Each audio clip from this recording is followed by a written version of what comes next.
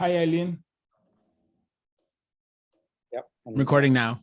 Hi, Hi, Eileen. Nice to see you.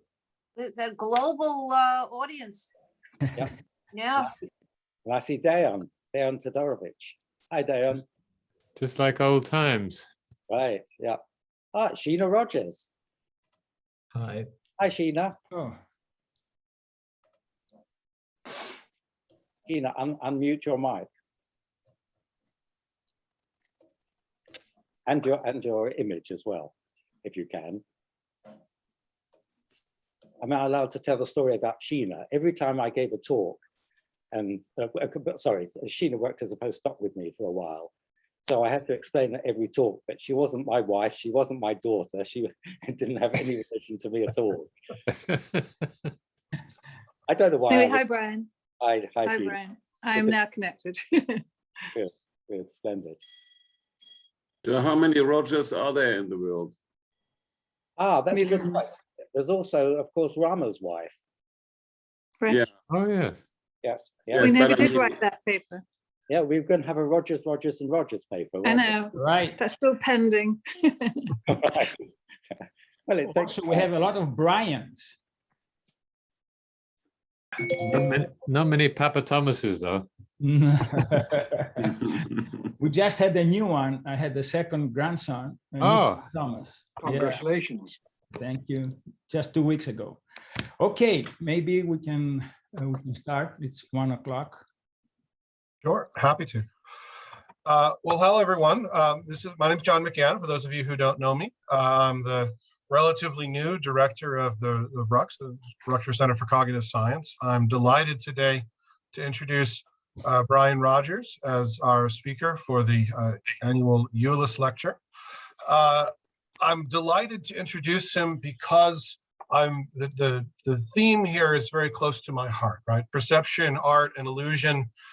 It's been a theme both in cognitive science and neuroscience, increasingly, to think not about the object that's being perceived in the world so much as what we're bringing to it as arts developed, right? Prior to about the mid-19th century, at least in Western art, much of the emphasis of the visual arts was on the thing being depicted, right? Whether it's an allegorical composition as part of some academic painting, or if you go back to I don't know, a Dutch Golden Age painting of Van Mieris or of Vermeer. Well, there's maybe a story being told in a scene that's very much about what is actually there and what do you see. And it's about sort of a very accurate or at least expressive depiction of what's actually there.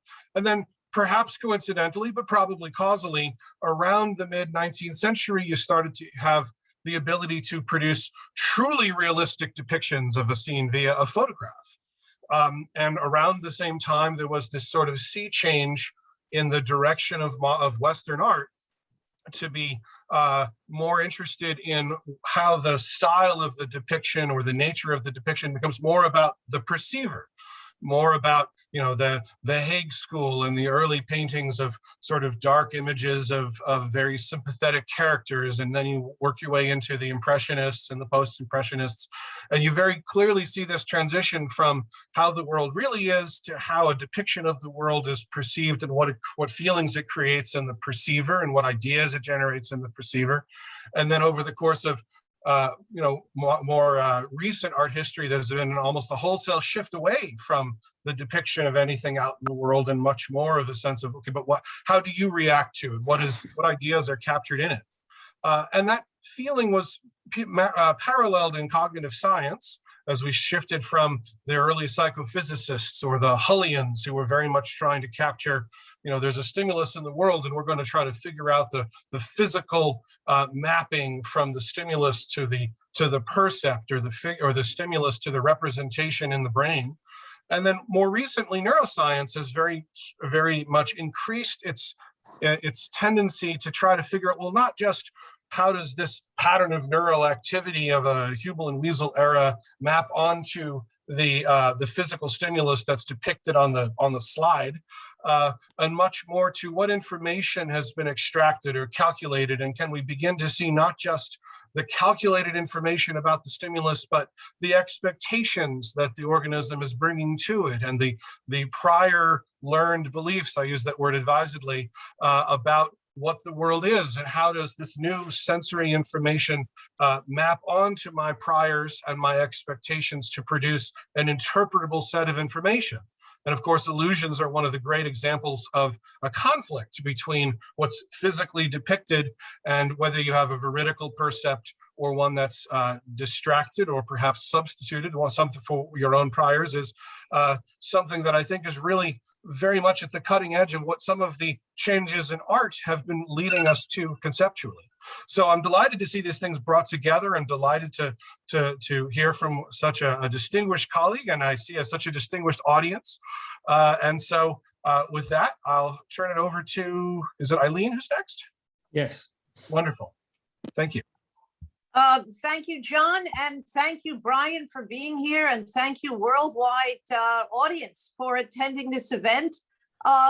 Thomas usually asks me before the annual Julesz lectures, which have been going on since 2011, to say a couple of words about Bela, and I'm always honored to do this, not only because Bela is one of our most famous vision scientists ever, known, of course, for his work on the invention of the random dot stereogram and his work in models of 3D vision as well as texture.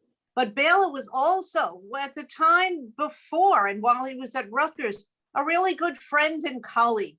Bela was at Rutgers, since from 1989 until, Thomas, I'm losing it, 2007, is that right? 2002. 2003 is when he died, yes. Thank you. Yeah, and I have to say, I feel Bela, and I'm getting a chance to say two things. And one of them is, one of the great things that Bela did for us here at Rutgers, no matter how closely you got to work with him, was he always had lunch every day, and he just invaded the conference room, room 139, with his lunch, and he said everybody should come in, and he always made sure that something interesting was discussed. So he would go around and say, all right, who wants to talk about something? Who's working on something? And it was always with such a gracious, good cheer that you always felt welcome. And at some point, I used to come prepared. I used to say, well, here's a question I want to ask this group, and walk in and do it. And actually at the same table while eating together. And one day I hope we're going to get to do this again, perhaps not too long. But Bela really, for all these years who was there, among the many things, just making everybody feel part of a community and welcome to discuss anything with him, was wonderful. And I have to say, I'm looking out at this group. Some of it I can't even see. I have to shift screens. The other thing Bela used, and half of it was a joke, but I remember talking to Bela at the old Arvos and other conferences. Bela always cared about his audience. And he used to say they always put his talk as the very first or very last, because the organizers wanted to have a good audience for either the beginning or the end of the meeting. And it really meant, there's no point giving a talk unless you have an audience. So Brian, in the spirit of Bela, you've done it. Not only do you have an audience, but you have a worldwide audience of people throughout the spectrum. And it's absolutely just wonderful. So congratulations, Brian and Bela, you would have loved it. All right. Thank you very much, Eileen. Thank you, I appreciate it. I'll have a brief introduction for Brian, but before that, I would like to thank the committee members and as well as Jason Geller, who has coordinated this event, and he has done an impeccable job. I would like to also thank Joanne Melly and Sarah Pixley for their support. And now I will make my introduction as brief as I can so that we can all enjoy Brian's talk. I would like to focus on three aspects of Brian. There's so many that you can focus on, but I'll just limit it to three. Number one, his ingenious experiments with smart gadgets and apparati, from using a moving chin rest linked to a potentiometer to measure motion parallax thresholds and link them to stereoscopic thresholds, to using huge spaces like a planetarium to study the half moon illusion. The second aspect is his classic papers and books. And of course, you read them in the introduction to the in the flyer. But here I have my comments in a from to format. So from perceiving in depth with Ian Howard to this little book, which is a masterpiece. It is the Perception, a short introduction, a very short introduction from the series from Oxford University Press, a very short introduction, and they have hundreds of subjects. Well, the one on perception was written by Brian, and I suggest it very highly. And the third aspect I would like to concentrate on is that he is an excellent speaker. As we in the vision community know, the two most popular and crowded lectures in vision research conferences are, again, in a from Stuart Anstice for his combination of science and humor, to Brian Rogers for clever, entertaining, systematic presentations. And I put my neck out there because I know that today's lecture will be such a masterful lecture. And I know this ahead of time. And finally, beyond those three aspects, I would like to say that Brian is humble and graceful. And in fact, all the people who have met him during his visits at Rutgers remember him for his humility and for his gracefulness. So Brian, thank you very much for being with us today. Thank you, Thomas. I don't know what to say after that. I've got a lot to live up to, obviously. Let me do my thanks first of all. I mean, obviously to John for his role in inviting me, and indeed to the committee and Eileen and others, Alan, who chose to nominate me. I really do feel very proud and privileged to be able to give this lecture. And let me follow on from what Thomas said, which was that yes, two other people have played an important role in setting this up. And one is Joanne, of course, who's done all the administrative arrangements, but also to Jason, who's in the background, is the black screen at the top, who sorted out some of the technical problems when we did a dry run yesterday. I suppose my only sadness is that I can't be there. Because of, as many of you will know, I was invited last year and we had to cancel it at the last moment because of the COVID crisis. But as Thomas was saying, I mean, it's got the advantage that these Zoom meetings obviously can go out to a much wider audience, which I find extremely intimidating. I can see all my friends and colleagues, and that's terribly worrying. So I'll do my best to annoy them or intimidate or whatever during the lecture. Okay, let me share screen and let's get on with things. Oops. That's not what I want. That's what I want. Okay, just do that. Good. Are we in business there? Good. Well, I thought I would. The title is Perception, Art and Illusion, as John said in his introduction. I'm certainly not an artist and know very little about art, so that's going to be the most difficult part in a way. And I just want to talk to one or two particular aspects of that. But certainly, of course, I'm interested in perception, and in particular in the idea of illusion. And I thought just to link Rutgers and Oxford together, I use as the backdrop, Turner's picture of the High Street, the High in Oxford. It was painted, I think, in 1833, something like that, or maybe earlier. And what's remarkable is that, in fact, in terms of all the buildings, they're all looking exactly the same today. The sad part is that you can no longer walk up and down the middle of the street like these people are doing, because it's full of cars. But apart from that, it's very similar. Now, let me turn to Bella, and here are two pictures of Bella.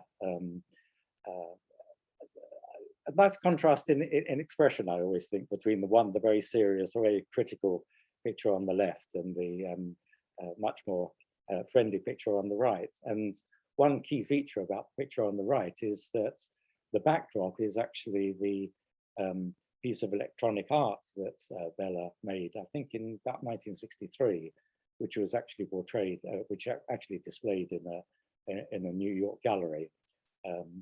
So that's two faces, if you like, of Bella. And also, of course, many of you will know that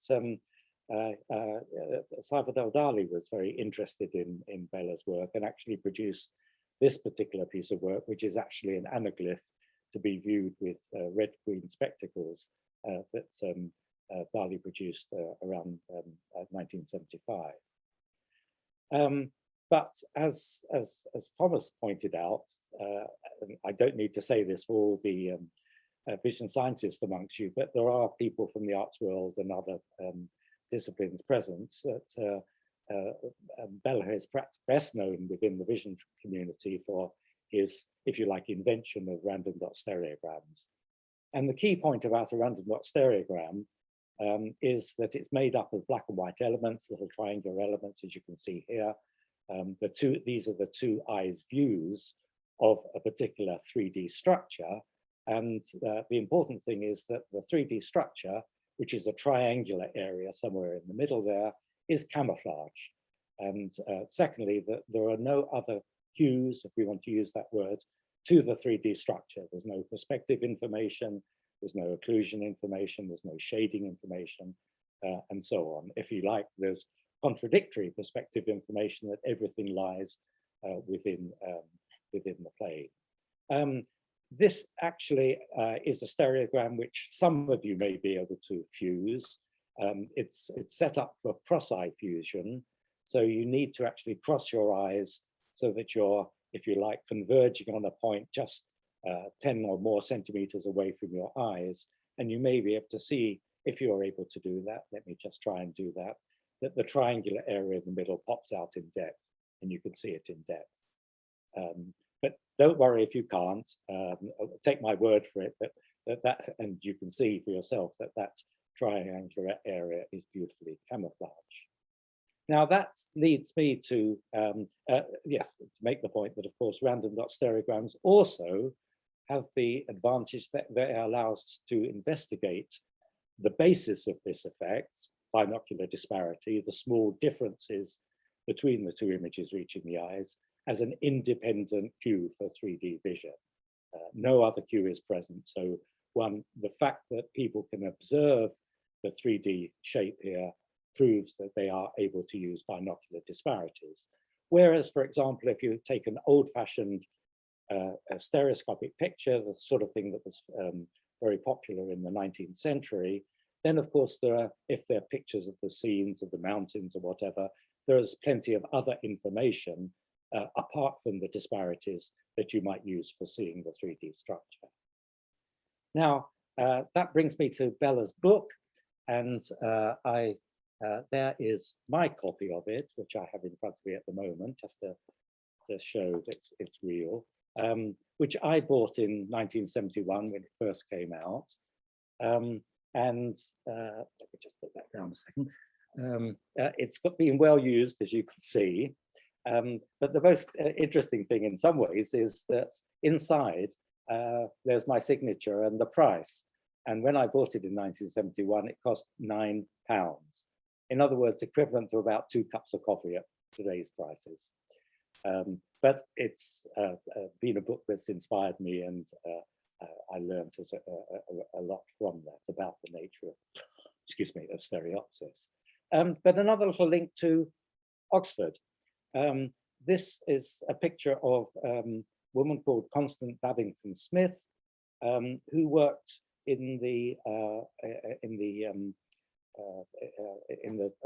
the RAF base, just not far from Oxford, looking at using stereograms in stereoscopic pictures, which were taken to try and identify targets during the Second World War. And you can see on the top right there, using a stereoscope to look at the pairs of pictures which were taken from aircraft flying over enemy territory.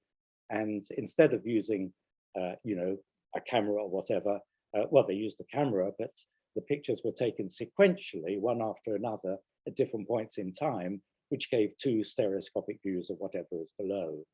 And Constance Babington Smith was credited with identifying the location of both the V1 and the V2 rockets in Peenemünde during the Second World War, which were crucial targets, of course, in order to you know, defend the country. So that's a little link with, and her husband, I'm not sure if this is her husband here or not, but Bernard Babington Smith was a member of the psychology department in Oxford. Anyway, okay, so this is what I like to talk about. It's an incredibly ambitious target to do in the remaining time. I want to try and address 5 questions. What is perception? Whether 3D vision is a special problem. Want to say a little bit about the roles of disparity, parallax, and perspective in 3D vision. I'm going to spend a little bit of time talking about perception and art, but just a couple of particular aspects which I've been interested in recently. And finally, I want to talk about the concept of illusion. And for those of you who were at my talk at Rutgers or other talks over the last few years, you might have heard some of that before, and I hope you won't be too bored if I repeat it again. Okay, so let's start off with what is perception? That sounds a nice, simple question, doesn't it? But doesn't have a particularly simple answer, I don't think. What does it mean to perceive? And I suppose what we typically assume is that perception is about how things appear. Now, I have a small set of images of John and Thomas and Christopher down the side of my screen. And, you know, I can see, you know, the colors in those different scenes. I can see when people are moving around, their shapes and so on and so forth. So the typical assumption is that perception is about what things look like, how they appear. And indeed, the Gestalt psychologist Kurt Koffka, who of course was originally lived in Germany and was one of the founders of Gestalt psychology along with Köhler and Wertheimer. And he wrote his book on the psychology of the principles of Gestalt psychology back in 1935, of which I'm lucky enough to have a copy of that. And in that book, he has a section on why do things look as they do. He regarded that as being the goal of perception, to try and explain why things look the way they do. And that rather, to my mind, rather grim photograph, I'm sorry, of Koffka up in the upper right-hand corner, which I hope you can see. And indeed, that idea of that the goal of perception is all about appearance, I think goes back to Helmholtz in the 19th century, certainly goes back to Richard Gregory, who was, of course, my joint supervisor with Stuart Anstis and a good friend and colleague, and of course of Irvin Rock, who also obviously worked at Rutgers for many years as well.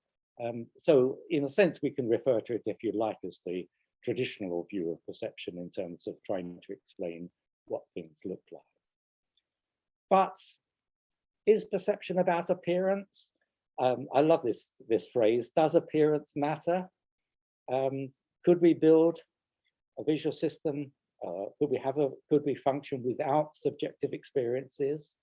And it seems to me the answer is definitely yes. We could build an AI system, can't do it at the moment, but in principle, we could build an AI system which could extract all the colors of the people I see around me, their depth, their motions, and so on and so forth. But I presume we would not imagine that an AI system could have subjective experiences or appearances of any sort.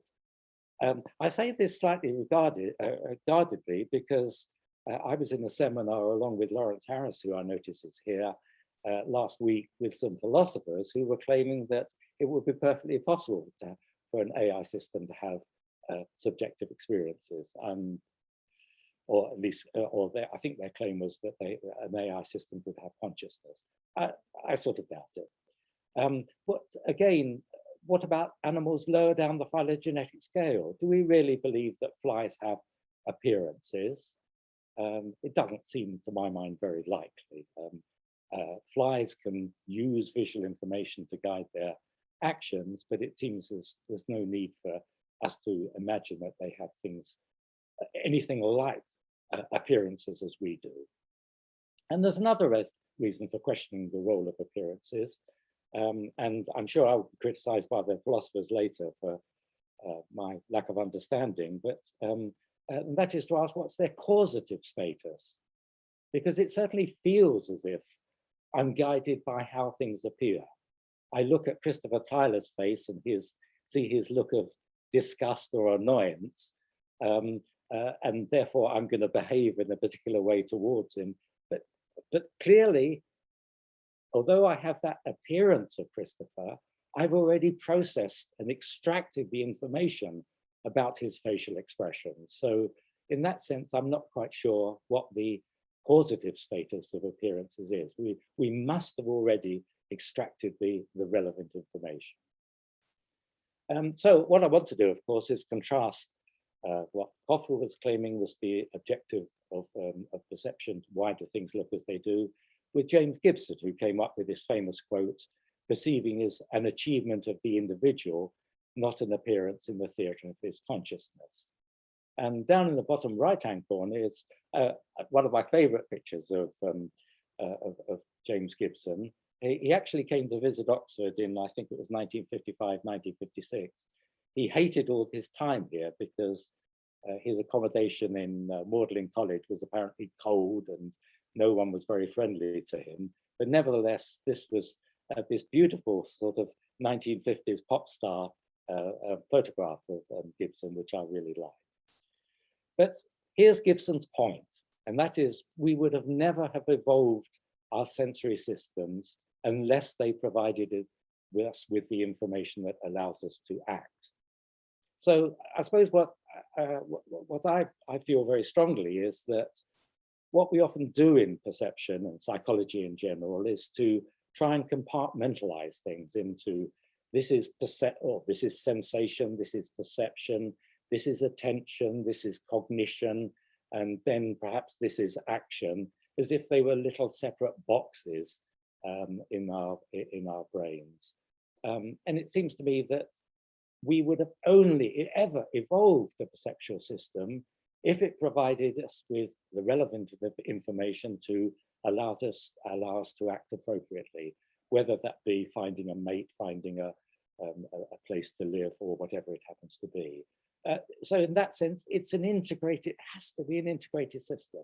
So I personally am not happy with this idea that somewhere in the middle, there's a perception box, which is then used to guide our action. No, it seems to me that it must be an incredibly complex interactive system. And for Gibson, and I think in my view, that meaning, affordances was his word, is the essence of perceptual processing. It's not something that's added on later by higher level processes. We wouldn't have evolved it if we couldn't extract relevant meaning. Well, that's my view. We can debate it afterwards, and I'm sure people will have quite contradictory views. Let's move on to the second issue, which is, of course, 3D vision as a special problem. And accompanied with this is the idea that somehow or other, information about the third dimension is lost. And indeed, even calling it 3D vision seems to me actually a mistake. All our vision is necessarily 3D. There's no such thing as 2D vision. Well, you could say it's the location of where objects are with respect to ourselves, but nevertheless, you know, our ability to see any scene is is 3D vision. It doesn't even need, it's just vision. It doesn't have to have that qualifier, I don't think. But this idea of lost information, well, that's been around for a long time, and people will have heard me use this particular quotation from the Irish philosopher Berkeley, from 1709. Berkeley said in his New Theory of Vision, his essay towards a new theory of vision, on the very first page, and I have my little copy here, which has got, I picked it up secondhand, and interestingly, it's got little, little annotations and so on. They're not mine, but on the book by the previous owner of the book here. But what Berkeley wrote back in 1709, it is, I think, agreed by all that distance of itself and immediately cannot be seen. It's lost. But distance being a line directed endwise to the eye, it projects to only one point in the front of the eye, which point remains invariably the same, whether the distance be longer or shorter. So that's, you know, that's one description of the fact that there's lost information. It's not the earliest by a long, here is an engraving of the Arabic scientist Al-Haytham from about 1021, we don't know exactly, where in his book of the optics, he writes, sight does not perceive distance, namely the distance or remoteness of a visible object from the eye by pure sensation. And I've included another engraving, which is in the lovely translation of Al-Haytham's optics books by Sabra, only 20 years ago. That was the first we knew of Al-Haytham's book. So that idea of lost information, but okay, let's not just look at history. Oh, well, let me say that the present day incarnation, if you like, of that inverse optic, of that lost information is that people couch it in terms of the inverse optics. Whilst we can, through geometry, determine what an image would look like from a given 3D world, going from an image to what is out there in the world is difficult, if not impossible. And that's usually couched and expressed in terms of the inverse optics problem. I want to argue, and again, I want to be provocative, that there is only an inverse optics problem when you have impoverished stimuli, points, lines, infinitely thin lines, rather than the world of surfaces that we live in.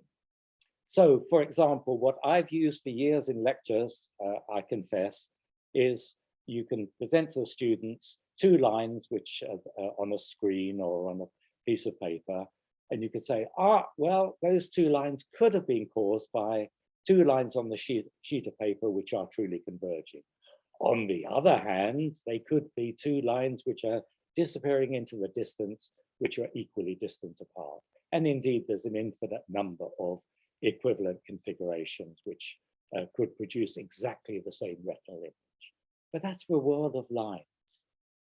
But interestingly, one of my favorite artists is the Belgian artist René Magritte.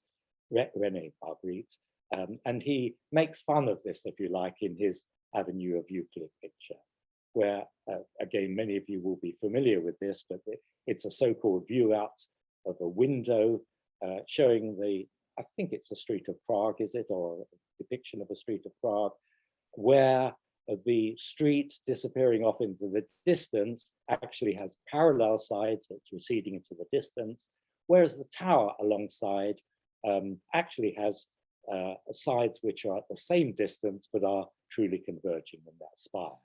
And then the other trick that Magritte is playing on us is that the whole thing is actually painted on an easel, showing again the number of different equivalent configurations, and that's depicted in Magritte's Human Condition as well. But I want to argue that actually, if you look at the real world, and this I'm not afraid, and this is going to be the theme throughout my talk, is we ought to spend more time looking at the perception of the real world rather than using perhaps rather artificial images or impoverished stimuli. Now, related to that idea of the lost information, and related to the idea that 3D vision is a special problem, is that we have only a 2D retinal image. And that crops up again and again. And I'm extremely fond of Irv Rock. And again, he came to Oxford just after his book, his Scientific American book, was published. And in that chapter, Many Paths of Third Dimension, he writes the following. He wrote the following: "We take the three-dimensional world in which we find ourselves so much for granted that we seldom think of our ability to perceive how far away things are from us and from each other as an achievement calling for explanation. If we possessed the three-dimensional retina and a mechanism that registered the distance of a thing by its location in such a retina, our ability to perceive depth might be less remarkable. But the human retina is effectively a two-dimensional surface. Thus, the puzzle of depth perception is how we gain information about distance and how we make use of this information to reconstruct a three-dimensional perceptual world." So again, it's a problem because we have a two-dimensional retinal image. But you find that in nearly every textbook, I'm afraid. This is a UK textbook, Bruce Green and Georgeson's Visual Perception, which is a lovely textbook. Perceiving depth, though, that chapter, what do they write? Although curved, the image is essentially two-dimensional, and yet our perception is of a three-dimensional world. How might depth be recovered? Words are important here. And in Levine's very popular Fundamentals of Sensation and Perception, he writes, how does stimulation of a two-dimensional retinal surfaces get translated by your brain into the perception of depth or distance? Words, as I would like to claim, words are terribly important. Does anything get translated in the brain? Does anything need to be recovered? And do we really need to reconstruct a three-dimensional world? But that's I'm afraid, the overwhelming view that most people perhaps would subscribe to. But let's go back to Berkeley. I could never know whether I should pronounce it Berkeley or Berkeley. It was actually Berkeley when Berkeley wrote the book, so perhaps I should say Berkeley, but it's Berkeley to us nowadays. What he wrote, this quote, I think it is all agreed by all, distance of itself cannot be seen, was not about the retinal image. What he was claiming is there's no information from a single vantage point or viewing position. And I've illustrated this, many of you have seen this slide before, I'm sure. And I've deliberately grayed out the eyeball here because Berkeley's point is that if there are 2 points which lie along the same line of sight, seen from a single vantage point, then all information logically, geometrically has gone. It doesn't matter whether you had a 3-dimensional retina. If you've only got a single vantage point, all information about those 2 points is no longer available.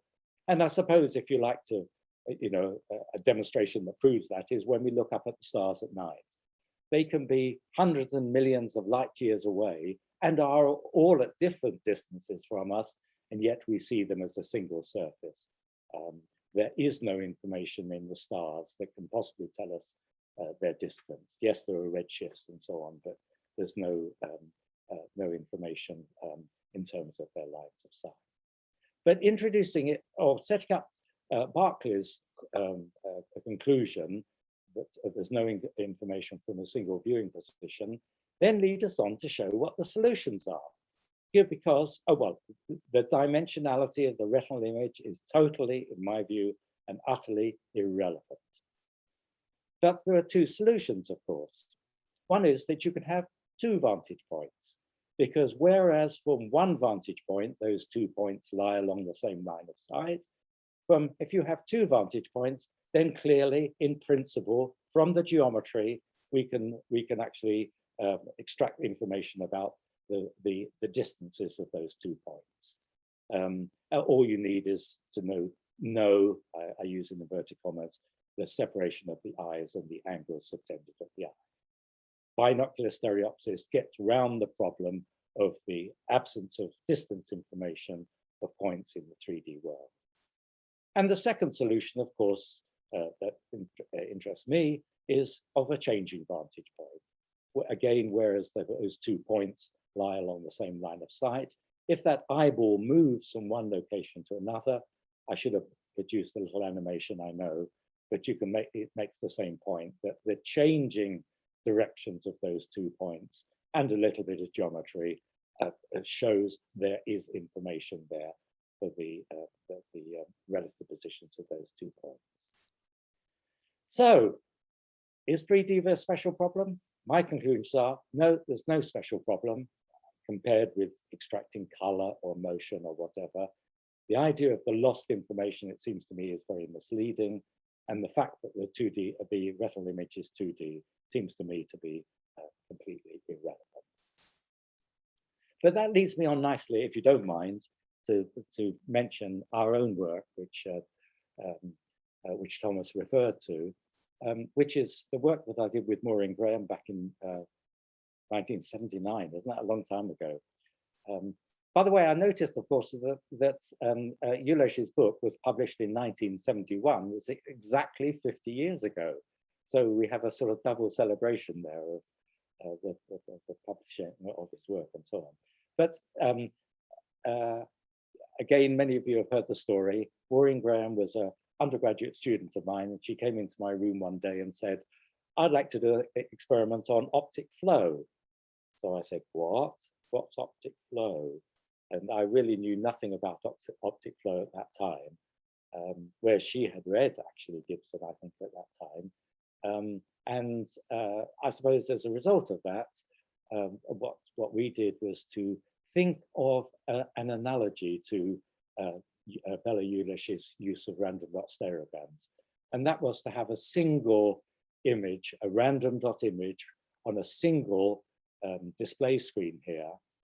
The observer viewed it monocularly, so there's no conflicting stereoscopic information, but the observer would move from side to side.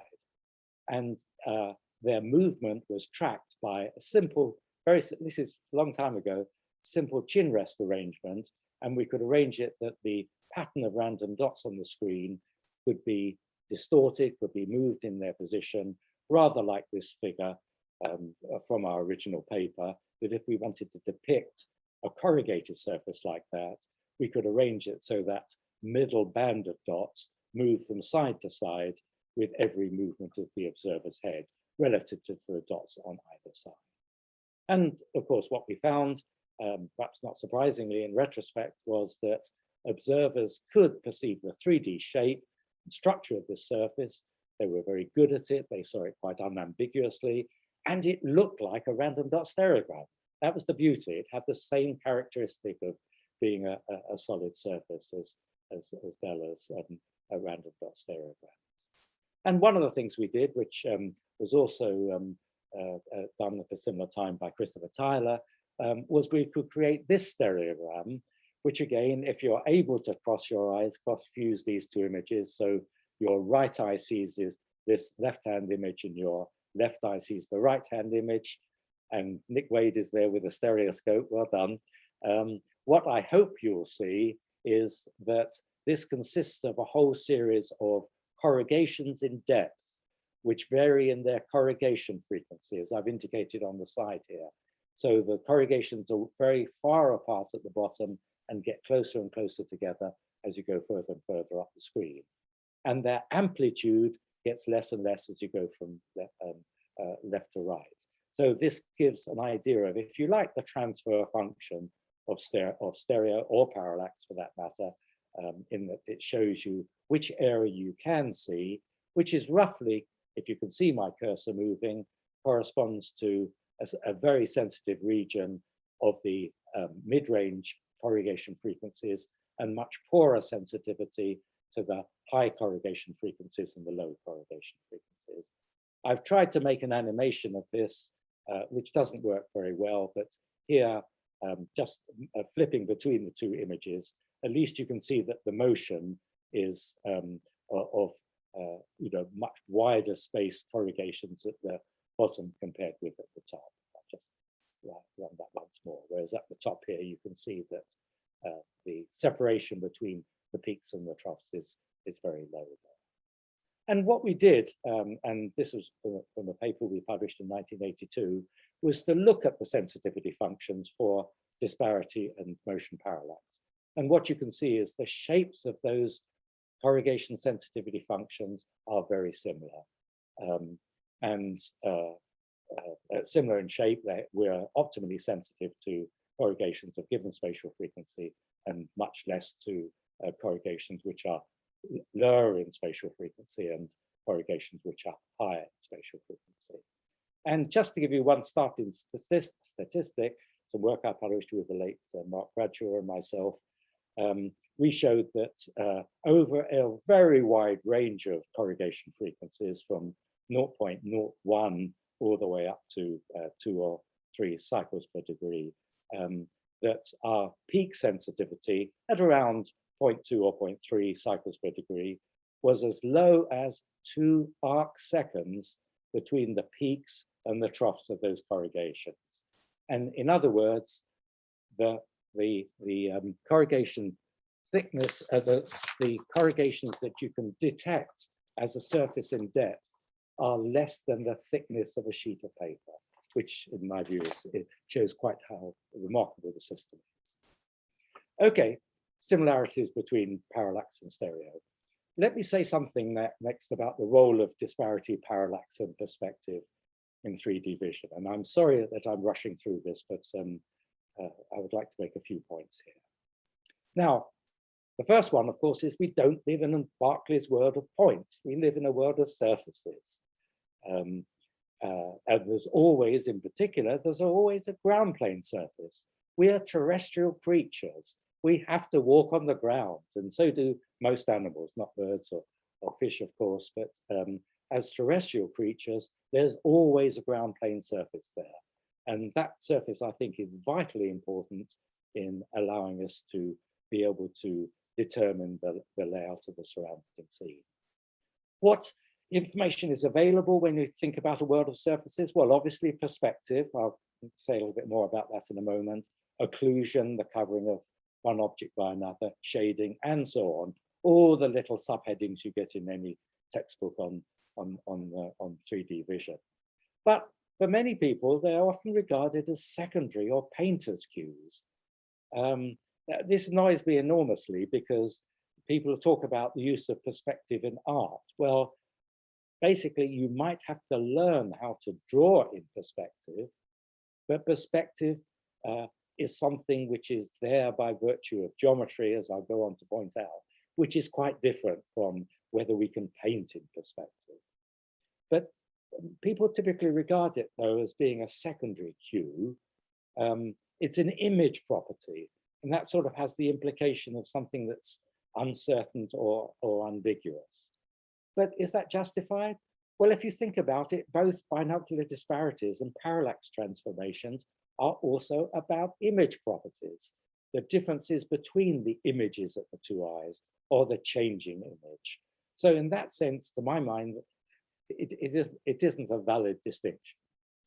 And this occurred to me when I was trying to create an image for the little book that Thomas mentioned. And I chose this particular image. Again, people who may have seen this before. It's my favorite building corridor. It's the corridor which is over 400 meters long in the 12 College building, Collegia building in St. Petersburg. And what it does, of course, is has this beautiful parquet floor, which provides a texture. And also what I've superimposed on it is the pattern of motion that would be created if you moved from one side of the room, the right-hand side of the room, over to the left-hand side of the corridor. Then every element that is close to you will move in the opposite direction. And the magnitudes of the motions are given by the length of those arrowheads there. And you can see how beautifully matched those length of those arrows are to actually the size of the texture, simply because they're both a consequence of geometry. The gradient texture maps exactly on to the gradient of parallax motion. And here's a little animation, which I hope works, which shows you if you were moving very rapidly from side to side, what would happen. And you can see how the pattern of the gradient of motion there beautifully maps onto the gradient of the texture on the floor, or would be on the ceiling if it had any texture. And also, both those two gradients map onto the disparity gradient. So if I'm viewing this corridor from two slightly different eye positions there, then again, the differences between them exactly map onto those motion gradients and to the texture gradients. So again, just to animate it, that would be the two different views of the corridor from the two eyes with exactly the same gradient of disparity and the gradient of motion as the gradient of texture. In fact, texture gradients, linear perspective, occlusion, disparities, motion parallax, and actually height in the visual field, if you regard that as being a cue, are all consequences of this one thing, perspective. It's a consequence of geometry, or strictly speaking, geometric projection. So again, one of my little hobby horses, if you like, is that the notion that we have, these are separate cues with that connotation of ambiguity that need to be combined sounds, to my mind, unlikely. They have always existed together throughout evolution. And moreover, they're of the same kind, they're consequences of geometry. I don't believe anything needs to be combined. And I'll come back to that when we talk about the relative importance of different aspects of perspective. Okay, sorry, that was a brief touch on the relative role. One reason for saying it, of course, is that the common belief is that somehow binocular disparity is the most important source of 3D information, and I want to challenge that again in a moment. So let's move on to perception and art, and I'm going to flatter Christopher, who I saw is here. I'm not sure whether Patrick's here as well. We can ask two questions. What can perception tell us about art, and what can art tell us about perception? My feeling is that there are lots of things that art can tell us about perception, but perhaps rather little that perception can tell us about art. But again, people might want to disagree. Patrick's work, very, very nice work, showing that we're very poor at actually spotting inappropriate shadows, whether they're formed by these cubes, where this is the odd one out here, the direction of lighting is different for that, or this particular painting where some of the shadows are in one direction and others in the other. And we don't even notice the inconsistency of that. So that tells us something about our perceptual systems, that somehow or other, those inconsistencies are not something that's important to the way we extract visual information. Two examples from Chris Tyler's lovely work.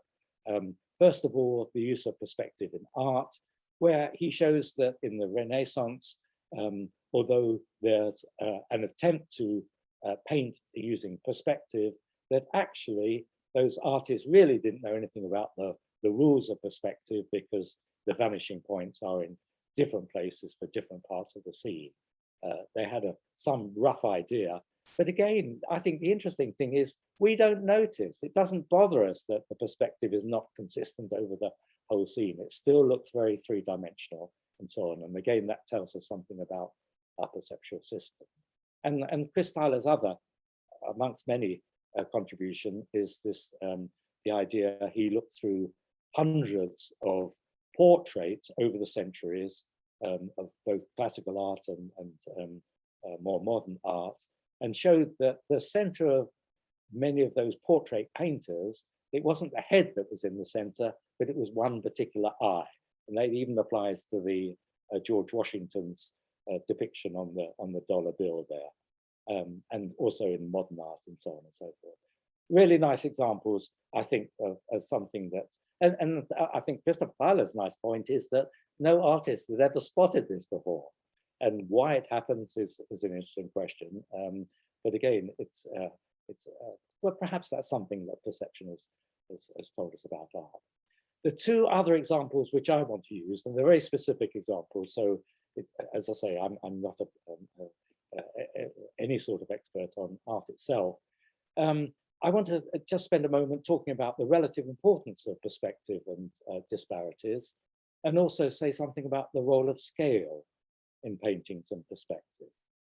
So let's talk about the relative importance of perspective and disparities to start with. And I'm going to use again the example of the work of the English artist Patrick Hughes and his so-called reverse spectives. And this is a rather nice picture of Patrick here. And this, the interest in reverse spective that I have is also shared very much so by Thomas, who has done some lovely work on reverse spectives. So this is the view that someone would get from viewing the reverse spective that's actually on my wall here of Patrick Hughes. And looking at it, it just looks like a 2D painting, nothing special. It's got lots of nice perspective in it. So I suppose when we're looking at that, it does give a fair impression of depth. And indeed, you might like just to close one eye, because I think as soon as you close one eye, it looks more depthy, more three-dimensional. And that's not surprising, because when you're looking at it with two eyes, you've got a conflict situation. The perspective information is pitted against the disparity information. But of course, what reverse spectives actually look like, this is the view of, as I say, the reverse spective I have on my wall. And you can see it's not flat, but in fact, it consists of these pyramid shapes that come out towards the observer. You can see that, especially on the last one there. Little pyramids, flattened pyramids with their tops, which you can see there. So that means that this area here, with these, the white spot, if you like, on the pinkish orange background, is sticking out towards you. So if you're viewing that reverse spective with two eyes, you're clearly getting massive disparity information that it's out in front. And these are not small disparities, they can be quite large. But on the other hand, the sides of the pyramid are painted, and in Patrick Hughes's reverse spectives, they're actually painted by hand, these perspective views of a scene which is depicting that this is going off into the distance. In other words, in exactly the opposite direction to the binocular disparities. So reverse spectives are a lovely experiment. And I don't think, in some sense, Patrick realized that, you know, that he was actually helping us as psychologists to investigate the relative importance of perspective and disparities. So here is a reverse spective. Looking at it straight on, yes, there's nothing special about it. Covering up one eye, and this is worthwhile actually trying this. Cover up one eye and you'll see that it looks more depthy.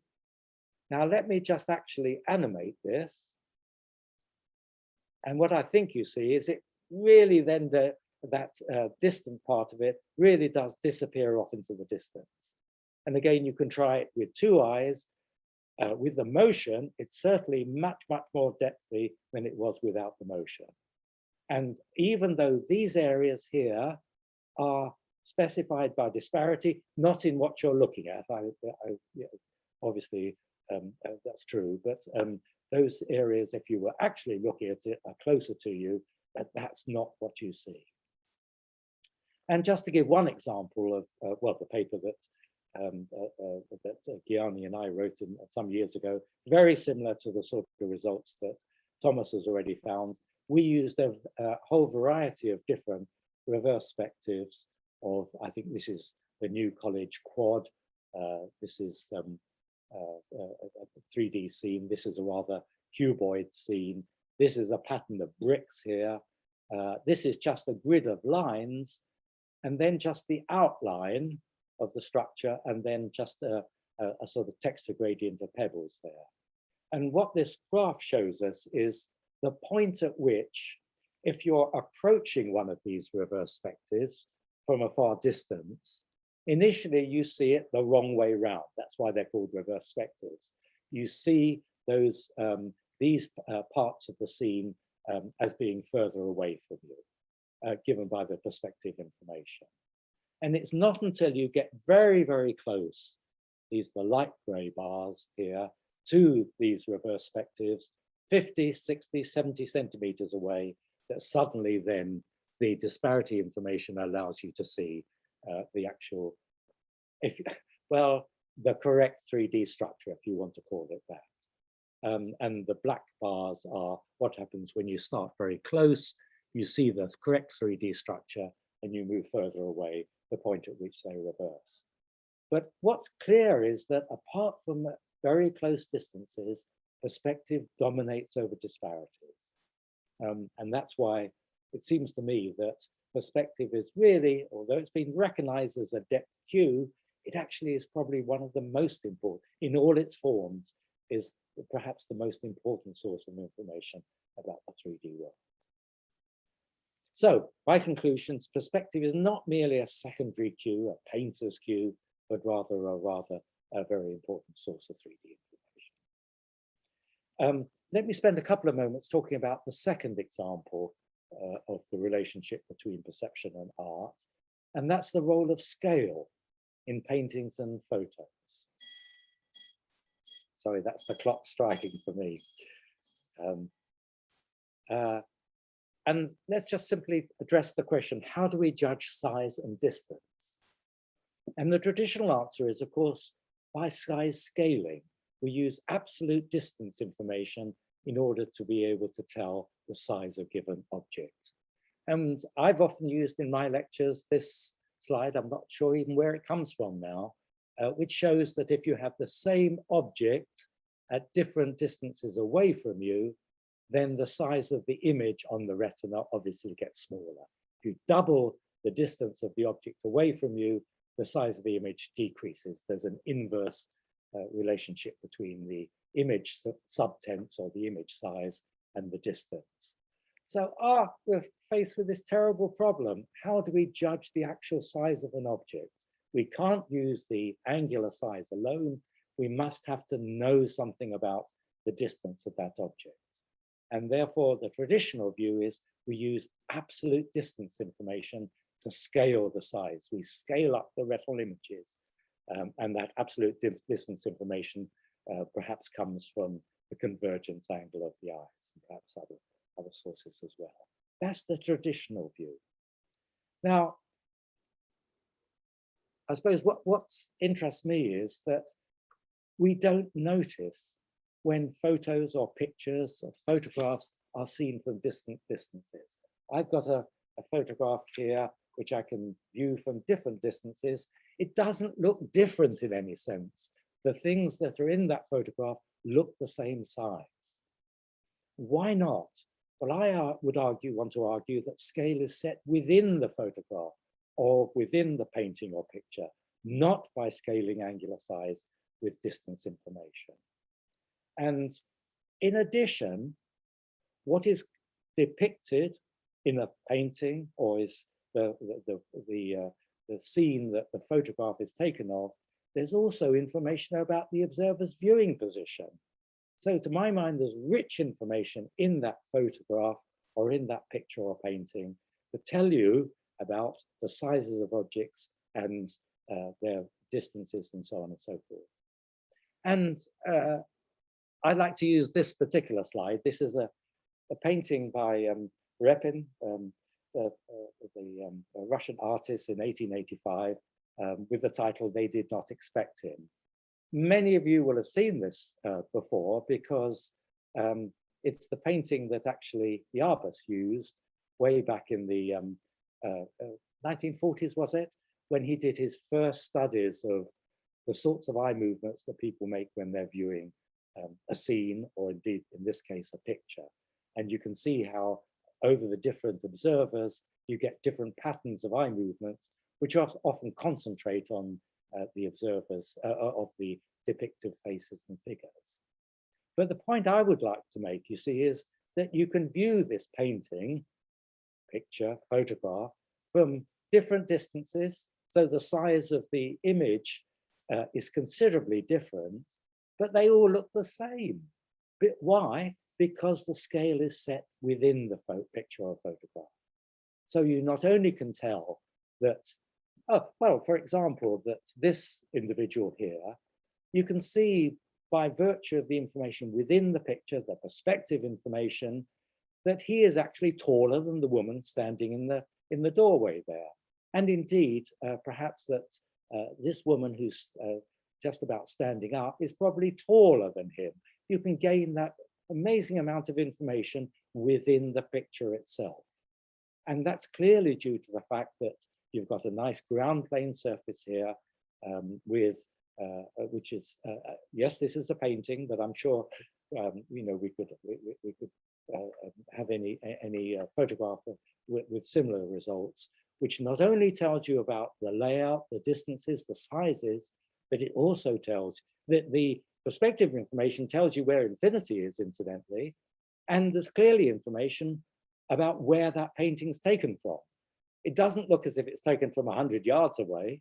In fact, it looks as if it's been, you know, painted from, or the photograph taken from, perhaps a few yards in front of this this chair. So there's masses of information there to tell you about layout, about size, and so on. Scale is set within the picture or the photograph. And similarly, I would like to argue that depth is set within stereoscopic images rather than having to be scaled. And I use here, first of all, just one of a collection of 3D images that 3D stereograms, stereo pictures that I picked up some time ago. And again, if you have managed to cross-eye fuse this, but you don't need to, in a sense. What's important is, again, you know, you can tell the sizes of things, not because you know the size of a soldier or anything like that, but rather that the perspective information and the ground plane information allows you to gain that. And indeed, the depth, if you are able to cross-eye fuse it, I will just try and do that, then indeed, the scale of the depth is set within the scene. We don't, this is an interesting point, I think, we don't notice that when you're looking at a stereoscope, a stereo image in a stereo viewer like this, that you're looking at a little miniature. That's not the point. Everything is consistent within the scene, and that's the interesting part. And you know, it's only when you point out to people that they're looking at this miniature view. And here, I apologize for the subject matter. This was a dinner we had in Pembroke some time ago with graduating students. And again, if you're able to cross-eye fuse that, I think you'll see again, it makes the same point that you have a lovely receding scene, the curvature on the bottle and the angle of the dihedral angle of the menu there are all appropriate. But in fact, what you're looking at, if you are able to refuse it, is a little miniature version. That doesn't matter because the whole of the scale is set within the image. So my conclusions are that Sailor scale is set within the painting or photograph and doesn't involve scaling by absolute distance, and similarly for depth seen in stereo photographs. Scale within the scene, we haven't really done enough experiments to show it, but scale within the scene is also important in the viewing of real world scenes.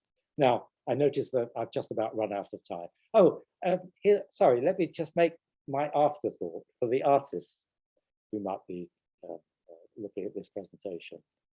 Maybe all of this misses the point. Perception isn't about, and this relates to John's points, I think, at the beginning, actually. Perception isn't about creating internal pictures or representations, but surely art is about extracting meaning, affordances, things which allow us to act. And this is particularly obvious when we think about the perceptual systems of animals. You know, a bird finding a nesting place is able to use the information to guide its action or finding a mate. It's all about affordances, in my view, allowing us to act appropriately. But surely that's what art is all about. It's providing us with meaning and emotion. It's not just about patterns of light, dark, and color. Oh, and sorry, let me actually finish by using this portrait of another of Repin's paintings of Anton Rubinstein, the composer, pianist in the 19th century. I mean, what I get from this and why I love it so much, I mean, I can't evaluate it from an artistic point of view, but what it clearly shows is the seriousness from his face, perhaps the annoyance from his face there, or indeed a disapproving look on his face. You know, that's what comes over.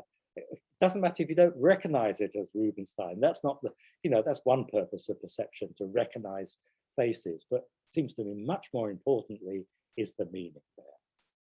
Now, I think, Thomas, if you don't mind, I think what I'd like to do is skip to the end. I'd like to talk about the concept of illusion, but I'm just going to flick through that. Ames room and so on.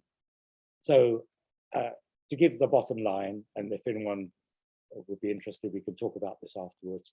My conclusion is there's no satisfactory way of distinguishing between illusions and veridical perceptions. And in my mind, all perceptual effects are consequences of the particular mechanisms that we use to perceive the world. In other words, they're just how the system works. I know Dejan Todorovic disagrees with this, and it'll be interesting to hear his view in a moment. So perhaps all one can say is that these things, which I like to refer to as perceptual effects, that we typically regard as illusions. And I remember having a conversation with Richard Gregory late one night over a few glasses of malt whiskey, where he would concede that actually the only meaningful definition of an illusion are the things which surprise us or intrigue us or amuse us, for example.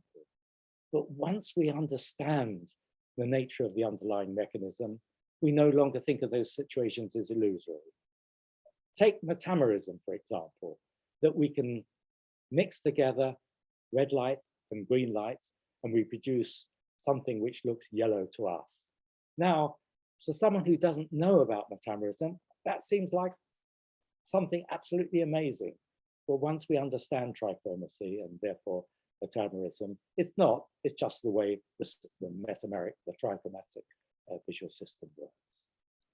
So let me conclude by saying, to my mind, there are no special problems with 3D vision. The idea of lost information is misleading. The fact that the retinal image is 2D seems to me to be irrelevant. The distinction, which I didn't really talk about very much, between primary and secondary cues is misplaced and misleading, as the actual concept of a depth cue with its ambiguity or uncertainty connotation. The major sources of information about the 3D world are based on perspective. The only exception to this seems to me to be shading, interestingly. They're all consequences of geometry. Texture gradients, linear perspective, occlusion, disparities, motion parallax, all consequences of perspective. Contrary to popular belief, and despite writing the book which with Ian Howard, which Thomas mentioned, I'm not sure that binocular disparities are the most important source of 3D information. The TV manufacturers tried to persuade us a few years ago to buy, quotes, 3D TVs. The picture on a 3D TV, on an ordinary regular TV screen, contains lots of 3D information. Just close one eye when you're looking at a TV or cinema picture and it will look much more three-dimensional. It's only because it's got conflicting disparities. And the conventional wisdom that we judge size and distance by scaling of retinal images and binocular disparities perhaps only applies to restricted artificial situations, something that I'm currently interested in investigating. Paintings and photographs certainly provide evidence that scale is set within those paintings or photographs. And finally, that there's no satisfactory way of distinguishing between illusory and veridical perception. All perceptual effects, in my view, are consequences of the mechanisms that we use to perceive a 3D world. Thank you, and apologies for going slightly over time. Stop sharing.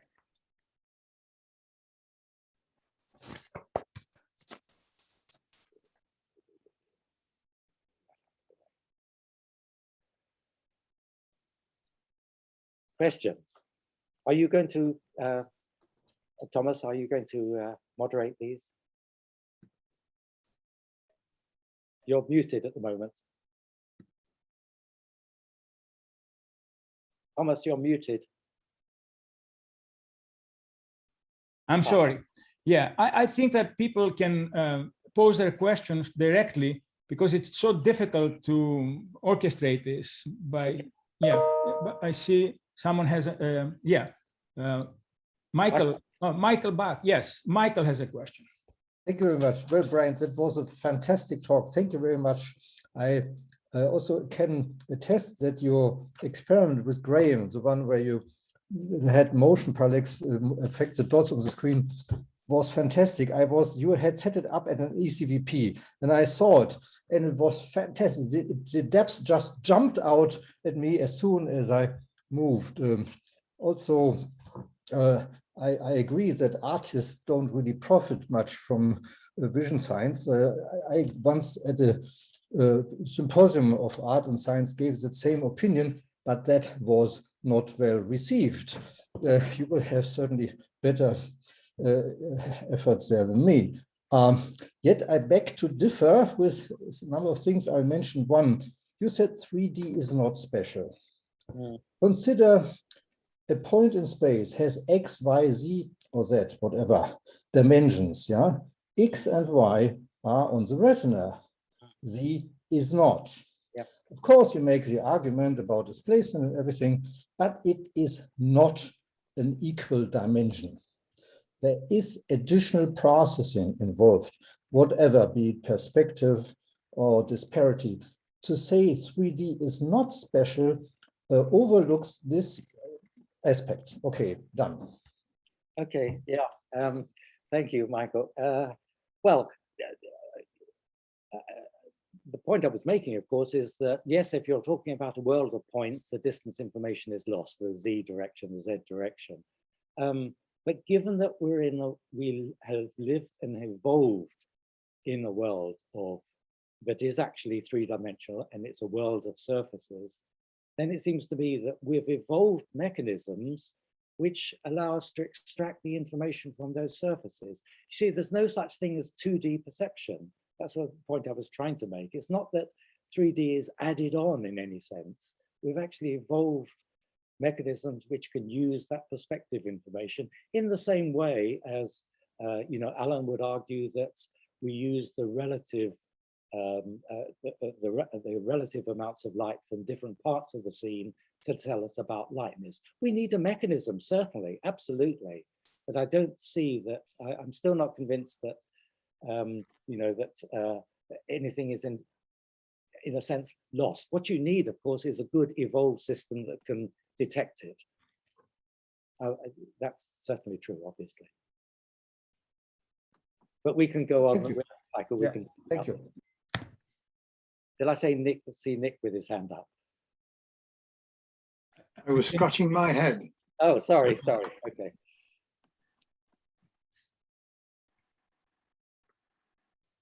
Christopher, you must have a question. Unmute. I've got questions, but I was giving other people a chance. Thank you very much for your plugs of my work, Brian. It was a very nice presentation overall. And I like the issue, you're bringing up the issue of appearance and consciousness, conscious appearance. But I was thinking in relation to Gibson's statement, he's saying that the evolution supported his view of the important factors, but clearly appearance is something we all experience. So you could make the same argument that must have evolved for a similar reason. Yeah, I almost leave it to the philosophers for trying to explain why we have subjective appearances, why we have consciousness. You're absolutely right. There must be a reason. I think all my point, and I'm sure Gibson would have said something similar, is that we shouldn't think about it perhaps in terms of its causative status. as I said earlier, in some sense, it feels as if we're responding to, that image, that picture of the world, that representation, if you want to use that word. But it seems to be that perception is all about extracting information. It's not about creating internal pictures. So I can't say anything. I would agree with you. I can't say anything about why we have subjective experiences, but that we need mechanisms for extracting information. And those are provided, if you like, through, through evolution and indeed through learning. I'm not downplaying the role of learning. Learning plays an important role. Does that answer? So when you say internal pictures, my view, which I derive basically from your original demonstrations of the power of motion parallax, and equally from the reverspectives that Thomas has studied so extensively, that these other cues simply overcome. I mean, I used to be a binocular disparity premissist. Yeah, yes. But those clearly show that the cues are equivalent. Perspective can be even more powerful. This is a very surprising result that you emphasize. So I was delighted with that. So I'm viewing it that the internal picture that we develop is a three-dimensional picture. We extract the three-dimensional structure of the world out there. Is that counter to your idea that it's not a picture? Well, it depends what you mean by and therefore that's why these words are important. Reconstruct some sort of internal model. That's horrible. Horribly reminiscent, isn't it, of the Cartesian theatre notion. For example, if I'm trying to identify you, Christopher, I use all the colors, the depths, and the textures, and so on and so forth. And at that point, it's no longer any sort of picture, it's you. It's the pattern of firing that's created, you see, that it's you. So, and it was the point that Ma made, of course, when he talked about symbolic descriptions. You're no longer dealing in the image itself. You're actually extracting the information that we can use for recognition or for anything else. So part of that information is the affordances that allow you to manipulate the three-dimensional structure of it. Absolutely, absolutely. Yeah. Yes. No, that's the vital part of it. That's why I don't like, the boxology, to use Stuart Sutherland's lovely word, the boxology of, a sensory mechanism, a perceptual mechanism, and all perception is attention, in my view. There's not a box which sort of takes the perceptual output and chooses between it or anything like that. And likewise, just to provoke people, what's this thing called cognition? I don't understand it. I don't know what the word means. We need to, yes, we can verbalize it and so on, but what we want to extract is meaning. And that's what affordances are all about. Johannes, you've got your hand up. Go on. Sorry. Thanks for a wonderful talk, and also for giving me an occasion to come into this from the dark side. And this is the what is cognition question. Right, okay. You almost try to rescue coherent vision of depth by surfaces. Now, when I say I come from the dark side, this is the engineering side. It's the side of looking at two flies chasing each other. There are no surfaces, there are only single points. And yes, there is a highly evolved evolutionary mechanism so that one fly can catch the other and mate with it and survive, right? This is just some kind of clever motion parallax extraction. It's not binocular either, by the way. It's a very simple mechanism. Yeah. No, you're absolutely right. I mean, flies, and indeed, as I mentioned, I mean, birds spend most of their time where there are no surfaces. Fish, certainly, there are no surfaces. So I'm not saying that it's impossible for them to see in 3D or use 3D information. It's just that it's much more limited. Surfaces gives us such a, a leg up, if you like, doesn't it? So yes, you're right. I mean, in the case of the flies, I mean, they can only be using relative motion between what are nearly points, although they've presumably got some finite size. Yes, yeah. So I'm not saying that that's not possible, just that, we're lucky. We live in a world of surfaces. Hey, Brian. Yes. Patrick. Hi, Patrick. Hi, very nice. And you completely convinced me about the metamers, for example, are not illusions. They are just part of perception, as I assume you agree for Julesz stereograms.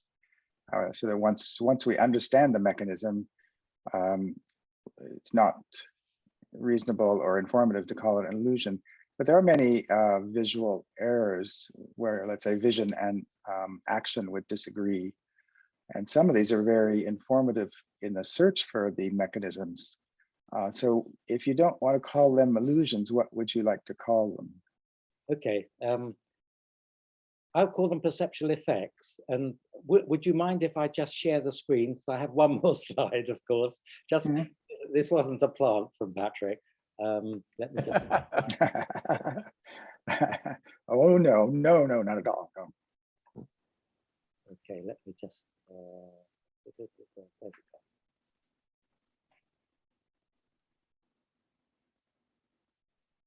I've lost my. Sorry. Oh no, that's not. Where's it gone?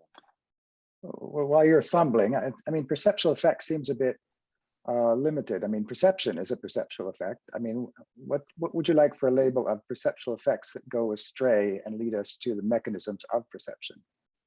I think illusions are our favorite toy. I'm a little hurt that you want to take it away.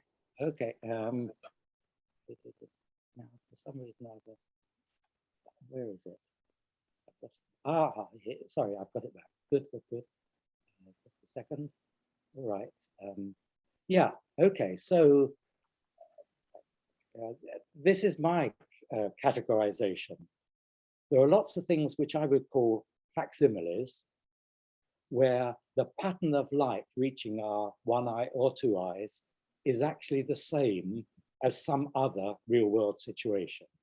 And that would be true of a stereoscope, which you mentioned, be true of the Ames room without the people.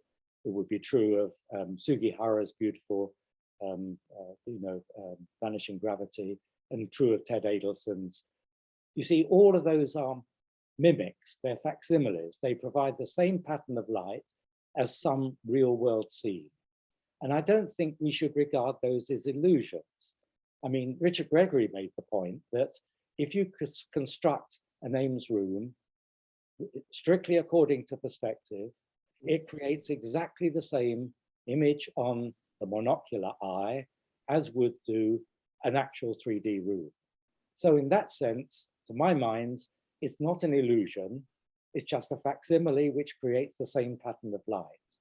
And in a sense, it's irrelevant that the room happens to be trapezoidal in shape. So the right question to ask is not, why don't we see this as a trapezoidal room? And the answer to that is because there's no information that it is trapezoidal, but rather, why do we see rectangular rooms as rectangular? And the answer there has to be perspective. So this category here, I think tells us nothing about the perception that we couldn't gain from our perceptual systems, that we couldn't gain from looking at the real world situation they mimic. Here are what I would regard as just how the system works. Yes, metamerism. This is my equivalent of Alan Gilchrist's beautiful demonstrations about superimposing little gray patches on different surfaces and being able to judge their lightness and so on. There's nothing, once we understand, or nonlinearities in the visual system. They're not illusions, they're just how the system works, that it has a nonlinearity, or that it works via trichromacy, or that it uses mechanisms which, I hate the expression, take into account the lightness of neighboring surfaces or the light coming from neighboring surfaces.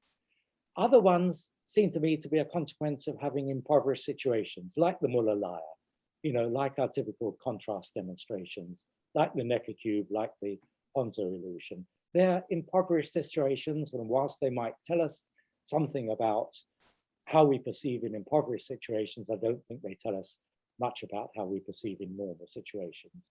And then again, to try and answer your point, Patrick, if you have Ames room with people in it, or reverse spectives down the bottom here, these are conflict situations. And what I would argue there is that, in a sense, it doesn't matter whether we see this as a rectangular room and the people are being the wrong size, or whether the familiar size of objects dominates over the perspective. It's a conflicting situation, but it's consistent with one particular source of conflicting information. Anyway, let me just I'll have to say you completely convinced me, because in fact I have another meeting I have to leave. So oh dear. I can only leave in agreement. That was very nice, Frank. Thank you. Okay, sorry, Patrick. It was a long answer. Stuart, I would like to call. I'm sorry, Brian. Was there anything else? Okay, I would like to call on Saul Quinterno. He has a question, and that will be the last question. You know, in forums like those, it's extremely difficult to predict how many questions there will be. Sometimes there's none and there's dead silence. And sometimes, like this situation, there are so many and so interesting that we will be sorry to cut them short. Brian was kind to arrange for some one-to-one meetings, so we have to respect those. So unfortunately, I'll ask Saul to ask his question. That will be the last question. And then maybe we have this Julesz lecture online every year, and we will learn from one year to the next how to structure it. But that's how we did it so far, and unfortunately, we'll have to stick to our schedule. So, Saul, please ask your question. Hi, thank you. So I'm really interested in this illusion point, especially the conflicting information point. I'd actually like to hear a little bit more of your thoughts, just because coming from a multi-sensory perception background and multi-sensory integration background, there's this one illusion especially that I think is really interesting, the sound-induced flash illusion, where you can present, right, like three beep sounds, and then present two flashes to someone, but they actually see three flashes or something like that. And I guess intuitively that I would call that an illusion, because you're seeing something that wasn't actually presented to you. But again, I think that falls into the conflicting information category. So I'd like to hear maybe just some more thoughts on that. Gosh, yes. Well, let me make one general point, which I think is relevant. Again, I think we do make a mistake in thinking that we have these different sensory modalities, and they provide, different information. They certainly provide, the mechanisms involved in extracting auditory information or visual information are clearly quite different. Excuse me. But at the end of the day, I would like to argue that all the sensory systems provide us with information. So therefore, you know, I can see yourself or Nick Wade immediately under my image. I can see him. If he were in the same room, I could touch him, I could smell him, and so on. And it's, in a sense, the information from different senses is all of the same sort. And therefore, and contributes to our perception. But your particular point is over conflicting information. And yes, I have nothing, I'm afraid, in particular to say to explain what that particular illusion is. But I suppose I would also want to backtrack and say that it's a very impoverished situation. If we look at the real world, how many conflicts ever exist in the real world? And I suppose that would be in some sense, you know, an interesting challenge, wouldn't it? To be looking at real world situations, because otherwise we only find out how our perceptual systems work in rather unnatural situations, which yes is interesting, but perhaps less interesting than the real world. Thank you. Okay, Thank and with you. that, I'd like to thank Brian one more time. And we'll be back Yeah. next year. Yes, yeah. Thank you very much, everybody, for attending. See you next year. Thank you. And Bye. You all, thank you for coming.